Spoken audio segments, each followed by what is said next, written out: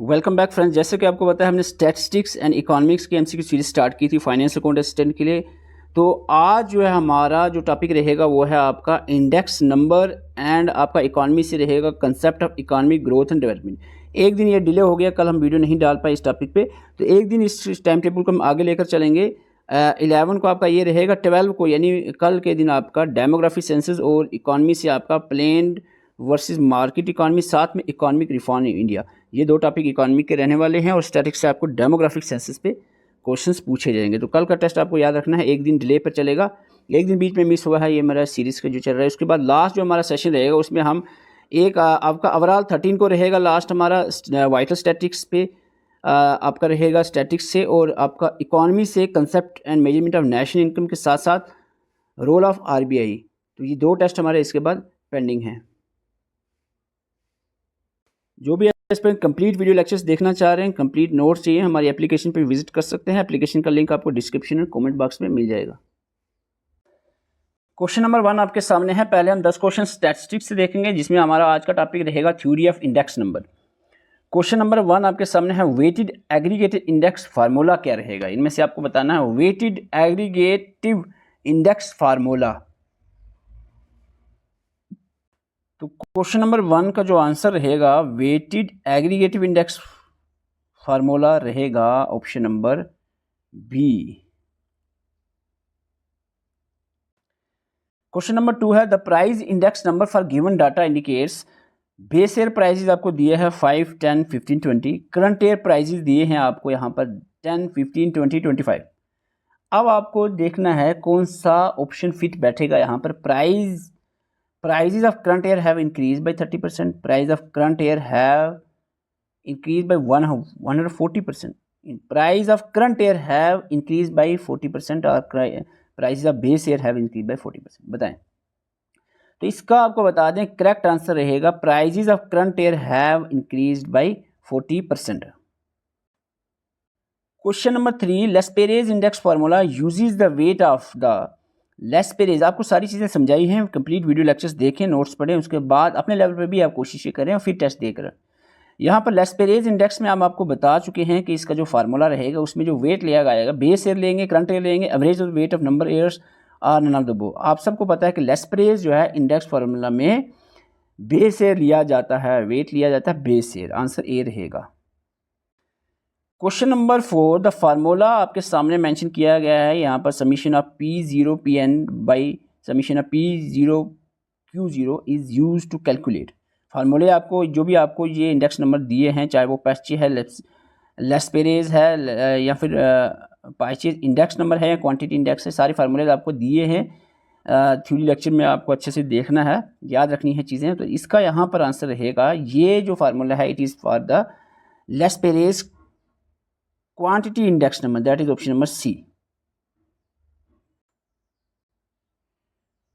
Question number 5, Bowley's index number is expressed in the form of. Bowley's index number की बात करें, बोलेज index number जो है वो कैसे एक्सप्रेस करते हो, यहाँ पर वीडियो पास करके आप सोचें आंसर क्या रहेगा इसका। जो भी एक्सप्लेन कह रहे हैं कि एक्सप्लेनेशन आप नहीं देते, आपको बता दें एक्सप्लेनेशन आपकी जो थ्योरी लेक्चर्स हैं उनमें एक्सप्लेन किया है सारी चीज़ें, वो आपको देखने के बाद, नोट्स पढ़ने के बाद टेस्ट देना है। यहाँ पर हम आपको प्रैक्टिस करवा रहे हैं कि आपकी कितनी तैयारी हुई है।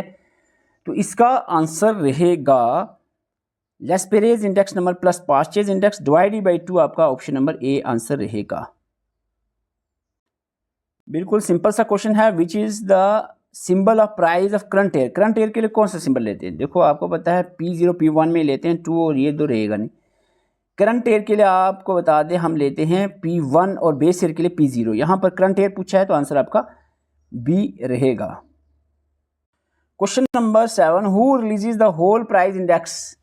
होल प्राइस WPI फिगर्स कौन रिलीज करता है, ministry of statistics and programme implementation, ministry of home affair, finance और commerce industry.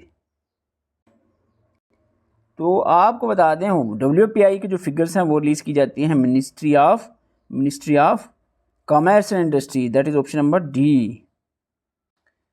Question number 8, Laspeyres index अगर आपको दिया है 110, पास्चे इंडेक्स अगर 108 दिया है, देन आपको बताना Fisher ideal index is equal to,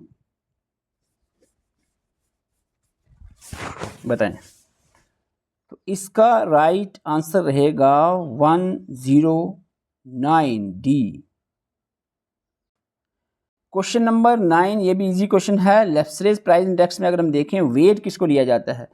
wait is considered as quantity in the base year, price during the current year, price in the base year, quantity during the current year. तो यहाँ पर quantity during the base year लिया जाएगा। Question number 10, simple index number और price relative is given by. Simple index number and price relative जो है, simple index number unweighted तो unweighted जो है आपका लिया जाएगा गिवन बाय। कैसे लिखा जाएगा आपका? ये लिखा जाएगा, आई से डिनोट करते हैं सिंपल इंडेक्स को, is equal to P1 divided P0 रहेगा, दैट इज इंटू 100। तो ये आपका आंसर रहेगा आई, अपना ऑप्शन नंबर ए। तो ये थे स्टैटिस्टिक के क्वेश्चन इंडेक्स नंबर पे। अब हम बात करेंगे इकोनॉमिक ग्रोथ एंड डेवलपमेंट पे। इकोनॉमी का ये टॉपिक है, इससे क्वेश्चंस रखे गए हैं। क्वेश्चन नंबर 11 आपके सामने है। क्वेश्चन नंबर 11 है, विच of the following best describe the difference between economic growth and economic development. Growth and development में क्या डिफरेंस है बताएं? आराम से आप 1 मिनट लें वीडियो पॉज करके। तो ग्रोथ एंड डेवलपमेंट में अगर हम बताएं आपको, ग्रोथ एंड डेवलपमेंट में डिफरेंस रहता है आपका option number B, that is growth focus only on an increase in GDP, while development जो होती है उसका ओवरऑल रहता है improvement in quality of life देखनी होती है। ठीक है, इसमें ग्रोथ में सिर्फ जीडीपी कैसे इंक्रीज करे उस पर काम होता है, फोकस मैन रहता है। लेकिन डेवलपमेंट में सारी चीज़ें कवर हो जाती है, क्वालिटी ऑफ लाइफ ओवरऑल जो है कैसे इंप्रूव की जाए। Question number 2, concept of sustainable development was first brought to global province by which of the following. आप सबको पता है, जब आपने सस्टेनेबल डेवलपमेंट गोल्स पढ़े तो आपको पता है ये सबसे पहले जो कंसेप्ट लाया गया था, ये लाया गया था ब्रुडलैंड कमीशन रिपोर्ट के द्वारा 1987 में। तो आंसर बी रहेगा। क्वेश्चन नंबर 3 आपके सामने है, match the list 1 with the list 2। यहाँ पर एक तरफ इकोनॉमिक कर्व्स दिए हैं, दूसरी तरफ थीम्स दिए हैं, Kuznets curve, flip curve, Laffer curve, Lorentz curve. देखो फ्लिप कर्व तो आपने सुना ही है, जिसने इकोनॉमिक्स पढ़ी है, इकोनॉमिक्स में फ्लिप कर्व आप सुनते हैं। और ये जो फ्लिप कर्व है, यहीं से आपका आंसर हो सकता है निकल जाए अगर आपको पता है फ्लिप कर्व। फ्लिप कर्व जो होती है, फ्लिप्स कर्व जो होती है, ये जुड़ती है आपकी इन्फ्लेशन वर्सेस अनएम्प्लॉयमेंट। तो बी का आपका ऑप्शन नंबर 4 रहेगा। बी का 4 that is in only in option number A. यहाँ पर बी का 4 सिर्फ ए में है। इसका मतलब हो गया आपका कुजनेट जो है वो इकोनॉमिक ग्रोथ एंड इनइक्वालिटी की कर्व होती है। लेफर कर्व की बात करें तो ये आपका tax rate and tax revenue की होती है। लोरेंस कर्व जो है it is cumulative income and cumulative population की होती है। तो आंसर ए रहेगा। Question number 4, read the following statement regarding the sustainable development goals.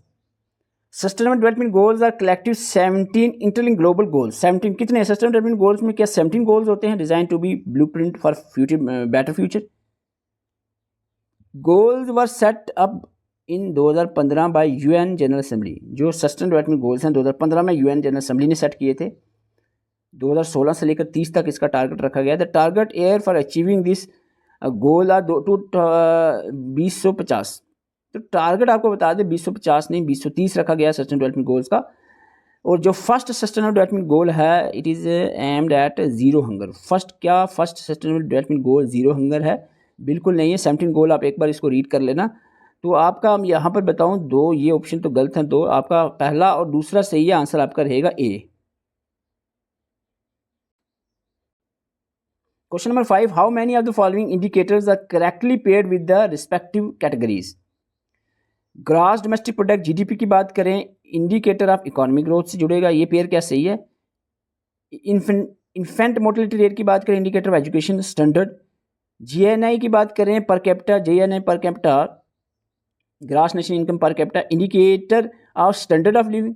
Physical quality of life index जो है इंडिकेटर ऑफ इकोनॉमिक डेवलपमेंट है। बताएं कितने पेयर करेक्ट हैं यहाँ पर। इन 4 पेयर्स को अगर आप ध्यान से देखो तो इसमें आपको नजर आएगा infant mortality rate, education standard कहाँ बताएगा, ये तो हेल्थ स्टैंडर्ड बताएगा। इन्फेंट मोर्टेलिटी रेट कितनी होती है, हेल्थ से रिलेटेड है। तो ये ऑप्शन बिल्कुल गलत है। बाकी हम बात करें indicator economic growth, GDP growth ठीक है, जीएनपी पर कैपिटा इनकम है तो लिविंग स्टैंडर्ड ठीक है, फिजिकल क्वालिटी लाइफ इंडेक्स देखें तो इकोनॉमिक डेवलपमेंट ठीक है। तो इस हिसाब से आपके 3 पेयर सही होते हैं, सेकंड पेयर गलत है। 3 pair, only 3 pairs are correct. तो आज इतने ही क्वेश्चन रहेंगे 15। आप जल्दी से कमेंट करके बताएं 15 में से आपके कितने करेक्ट हुए हैं, 15 में से आपके कितने करेक्ट हुए हैं, जल्दी से कमेंट करके बताएं। अगर आप कंप्लीट थ्योरी लेक्चर्स देखना चाह रहे हैं, कंप्लीट नोट्स चाहते हैं, एमसीक्यू टॉपिक वाइज चाहते हैं, तो हमारी एप्लीकेशन पे विजिट कर सकते हैं। एप्लीकेशन का लिंक आपको डिस्क्रिप्शन और कमेंट बॉक्स में मिल जाएगा।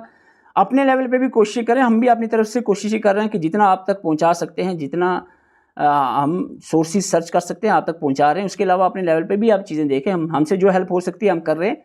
बाकी अपने लेवल पे भी थोड़ी आप इधर उधर चीज़ें सर्च करें और हर एक इंडिविजुअल टॉपिक को अच्छे से तैयार करो, तभी पॉसिबल है कि एग्ज़ाम में अच्छे मार्क्स आएँ। Thank you for watching.